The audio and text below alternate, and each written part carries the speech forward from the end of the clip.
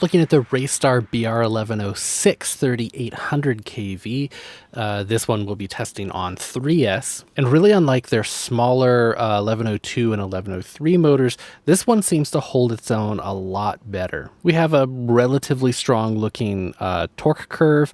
On the top, we're not getting thermal fall off on the high end. At least on the high end of the section that's tested here.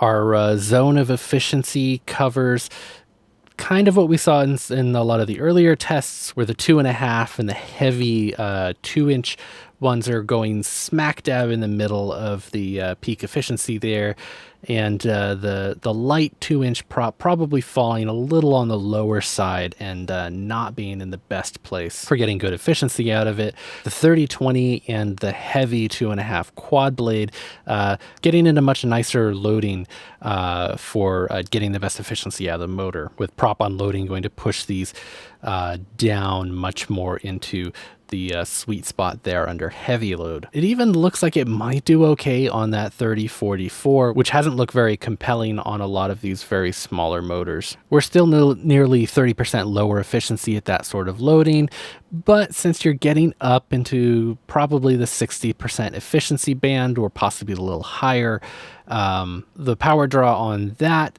once you take unloading into account, is probably going to be okay. But you can see just how much of the motor torque that prop is going to take up just to stay spinning, and figure how much more slowly it's going to accelerate compared to its the lighter siblings. In terms of thrust on that 3044, we're estimate about 155 grams of thrust at it, which isn't great for such a heavy prop. The 3020 actually giving us just about the same at a much lower loading and a higher efficiency, 156 grams on that. Our very light 2 inches, probably around 80 grams of thrust at this point. So that kind of gives you a feel for the spread. That 3020 really pulling ahead in nice peak thrust numbers, and the 3044 still doing the job, but not really making up the difference that you would expect from a heavy tri-blade versus a very light bi-blade. Now, since this is a larger motor, the comparison we have is with the Emax 1106-4500kv. Now, this has a much higher kV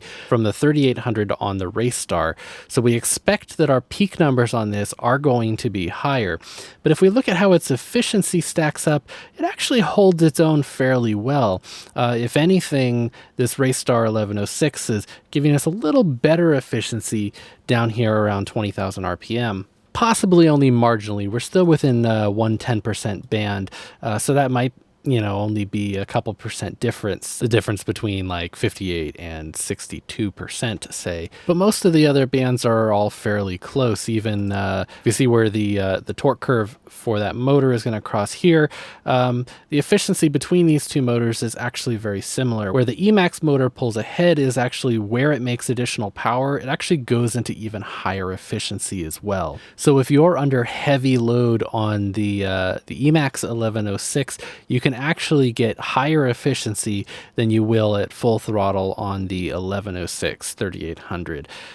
But anywhere where you're under full throttle, or are anywhere where you can get the same amount of power out of both of these, you're probably not going to notice a huge difference in the efficiency between the two. And you can see the gap in performance if we look at the full throttle traces here. That extra 700 kV really making a big difference in our peak numbers on the Emax. In terms of power, we are quite a bit under, where on the Emax motor, we're pulling about 137 watts on that 3044. We're only getting about 79 watts out of the Racestar. On the 3020, where we're seeing 93 watts on the Emax, we're only pulling about 48 watts on the Racestar, and then the very, very low end where we're seeing 49 watts on that 2-inch on the Emax, we're probably only pulling about 30 watts on the Racestar motor. So flat out, the Racestar is going to use less power by a decent margin compared to that Emax 1106. Obviously, we're getting less thrust and less torque out of it as well. But if you're looking for a motor that's a little less hungry on your battery, this is a decent way to do it, since the efficiency is fairly close. And if you look at the slope of these torque lines, they actually look pretty similar. We're running into heat issues on the the Emax motor under heavy load over long periods of time. But down before we start running into thermal issues on the dyno, it looks like where the Emax is probably a slightly steeper. The difference is not nearly as big as we've seen comparing to other much smaller motors in the past. So you can kind of expect that the motor acceleration is actually going to be fairly similar between these two motors as well, despite the reduction in peak power that we're seeing out of the Racestar.